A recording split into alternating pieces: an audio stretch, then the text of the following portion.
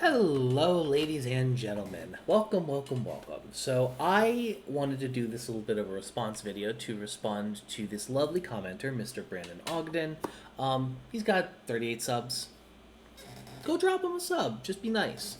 But this gentleman was kind enough to write out a thesis on, not a thesis, just a paragraph on one of my videos, which was my pot of greed, should they unban pot of greed.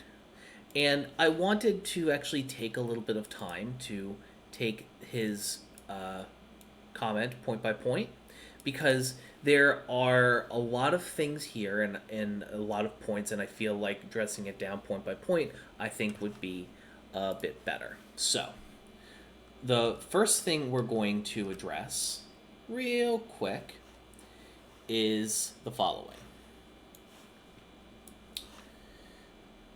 There we go.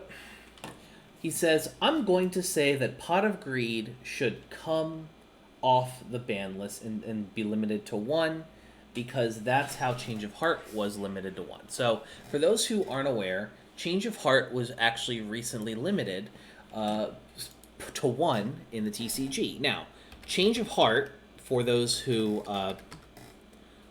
don't know, is a old card. It actually came out, I believe, with the Joey Structure deck, and I'm not even sure if I think it might have even come out in the old Legends of Blue Eyes. That reminds me, I still got to do the progression series with Anthony at some point. But for those who have been living on, who are either too young to remember the card being around or are lived under a rock for the last 20 years, Change of Heart says target one monster your opponent controls and take control of it until the end phase. That is all well and good. The difference is, though, is that the Yu-Gi-Oh! As a game today is so fucking fast, it's not even funny. You know, the days of something like Change of Heart, you know, the fact that they took Change of Heart is a testament to how fast the game has gotten. You know, which tells me that something like Mind Control is going to be set to possibly 2 or 3 at some point in the near future. But on to the next part of this gentleman's comment. Maybe they should unban and limit Graceful Charity to 1 as well. So I would say no to that, because Graceful Charity, I would argue, in modern Yu-Gi-Oh! Is exceptionally more powerful than Pot of Greed. So Graceful Charity is basically, as far as modern Yu-Gi-Oh! Is concerned, is a +5, I would wager. And what do I mean by that? Well, it says draw 3 cards from your deck and discard any 2 cards from your hand. It's a draw 3, discard 2. So, given so many decks in today's day and age use the graveyard as a second hand, if they put even one of these, if they put Graceful Charity to 1, I know as a Shadal player, it's immediately going in my deck, because any cards that activate effects when sent to the graveyard are going to just pull shenanigans on shenanigans on shenanigans. And that's frankly not healthy to the game. Now, if they brought back Pot of Greed, everybody would play it. Why would everybody play it? Because especially if you're playing a 40-card deck, it turns your 40-card deck into a 38-card deck. Why is it how so? It turns it into it turns your deck into a 37-card deck. So, for the same reason why Upstart Goblin is limited to 1, Pot of Greed being at it basically makes it so you are you have quicker access to your cards. The less anything you can do to lower that 40 card maximum is great, because you can't actually put less than 40 cards in your deck. But what you can do is, if you have draw spells with no significant drawbacks, like Pot of Greed, you're going to end up in a situation where everybody is playing it, and if you're not playing it, you're not playing optimally. And that's just the reality of it. Regardless, on to his next point. Both Graceful Charity and Pot of Greed can be negated with Ass Blossom. This is true, but that is predicated on you not only playing Ash Blossom and Joyous Spring, but also having it in your hand when your opponent has those cards. Are they going to have it? Absolutely. But are they going to have it all the time? No. And frankly, for Pot of Greed, being able to, in especially Graceful Charity here, being able to set up the way that it could, the vibes are bad, my friend. Rush Duels have limited these cards to Legend, meaning that they have to be limited to one, and you can only play one Legend card per deck in Rush Duel. So the thing is that Rush Duel is designed to both pair the lack of combo of old Yu-Gi-Oh! With the fast-paced adrenaline of the modern game. And to do that, you need to have lots of draw power. You're able to summon as many times as you want in a turn. Pretty interesting, pretty powerful. But the problem with that is you eventually end up running the risk of straight up Rush Duel is not as fast, despite what the name says, as the main game.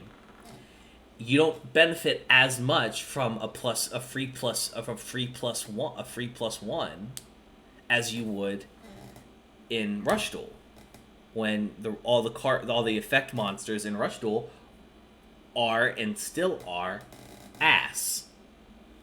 So what do? Like, just because it's, I don't know, it's considered relatively okay to do this, that does not mean that, just because Rush Duel is okay in Rush Duel doesn't mean it's okay in Yu-Gi-Oh! It's like they're different formats. They that have different priorities in terms of like what they're trying to build towards. It would be like adding, I don't know. It would be as if it would be like adding a Ash Blossom and Joyous Spring to Duel Links.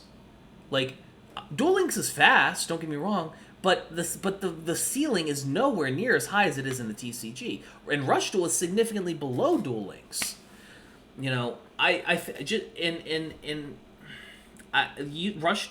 Comparing Rush Duel to the normal Yu-Gi-Oh game is like comparing apples to oranges, and I don't think it really quantifies here.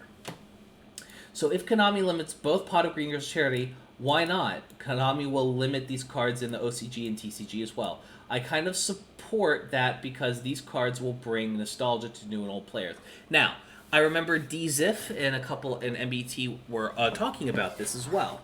They were talking about how they were worried that Konami, seeing the press being generated and the hype being generated by Change of Heart coming off the ban list after all this time, because it's an iconic card, it's old, it's been on the list for almost 20 years. There was a worry that they would bring back old cards like Pot of Greed or Graceful Charity to one for the purposes of media. I mean, it makes this a sound business decision. Yeah, the metagame's fucked is possibly fucked for a few months, and then do an emergency ban if it's a problem, and then you get even more free press. I don't think nostalgia is a good enough reason to unban a card. There is, as much as Konami is a business, they are also the steward for the health of this game that is their economic engine. So I am doubtful that if they do it, if they do bring Pot of Greed or Graceful Charity off the ban list, it's certainly going to be temporary, and rightfully so. Don't get me wrong, I would love to play a copy of Pot of Greed. I would love to play a copy of Graceful Charity in my deck. Got both of those cards, like one of those copies in those deck, will allow me to cut some chafe and add some, maybe a Shadal Core, maybe an extra copy of Alistair the Invoker, or maybe even add the Fire Shadal, which would be main deck monster, which would be cool.